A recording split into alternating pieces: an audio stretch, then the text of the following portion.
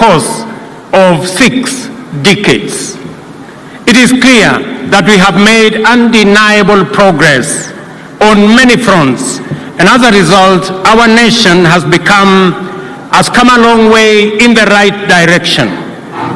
Before that first Jamhuri Day, Kenya's sovereignty was exercised by an unelected foreign and colonial power for the benefit of an occupying minority. We have since matured from a single-party state to a competitive, multi-party democracy and a devolved system of governance with robust checks and balances under the Constitution that was ratified by the people of Kenya in the year 2010.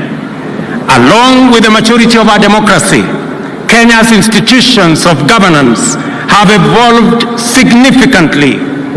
Parliament, for example, is now, more than ever, an independent, assertive organ of government with its own calendar and its own budget. As a result of this autonomy, party positions on important national issues are much more clearly defined, and whenever circumstances and the national interest demand bipartisan engagement across the political divide is pursued in a structured manner. Proposals currently before Parliament on the enhancement of the autonomy of our county assemblies prove that our assemblies at the county level are also making encouraging progress in their maturation into independent watchdogs, policymakers, and representatives of people at our counties. Devolution is growing its roots deeper to connect with the soul and spirit of our nation. We have consistently allocated more resources and made them available on time, and supported measures to further empower county assemblies to become good stewards. Our political culture has also evolved considerably. We are now committed to making sure that at every election, our democratic competition is less about personalities and tribes and more about issues and the national interest. As a result, the last general election, which serves as a very solid beacon of this new direction, reflects the true will and confidence of the people of Kenya in democracy. Without the rule of law, ladies and gentlemen, our democracy falls short of serving us as a people. The judiciary, which is our nation's foremost anchor of the rule of law, continues to grow in its capacity to authoritatively discharge its constitutional mandate and make justice a right of every Kenyan.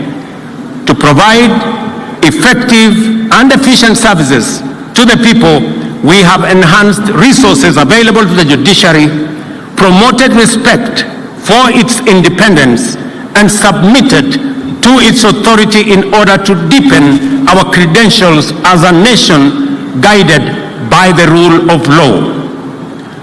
To complete this framework of institutions designed to safeguard and promote constitutionalism and the rule of law, our constitutional commissions and independent offices have evolved to discharge their mandate in accordance with the Constitution and in the most constructive manner in support of good governance. The Iebc, Commission for Revenue Allocation, the Salaries Remuneration Commission, among many, have lived up to their constitutional expectations and Kenyans' aspirations. Today, there is much to celebrate about the strides we have made for the last 6 decades. The democratic credentials of our political culture are solid and our institutional maturity beyond any doubt. Fellow countrymen and women, 60 years ago, we certainly were far from where we are today. The progress we have made is undeniable.